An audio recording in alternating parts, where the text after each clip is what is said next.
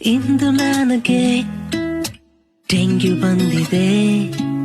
ಯಾವಾಗೋ ಏನೋ ಒಂದು ಸೊಳ್ಳೆ ಕಚ್ಚಿದೆ. ನಾನು ಏನು ತಪ್ಪು ಮಾಡಿದೆ? ನನಗೆ ಯಾಕೆ ಈ ಡೆಂಗ್ಯೂ ಬಂದಿದೆ?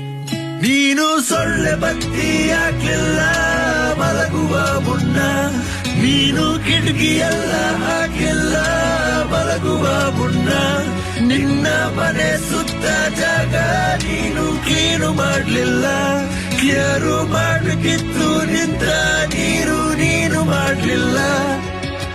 ನನಗೆ ಯಾಕೆ ಡೆಂಗ್ಯೂ ಬಂದಿದೆ? ಈಗ ನನಗೆ ಅಂತ ಸಿಕ್ಕಿದೆ.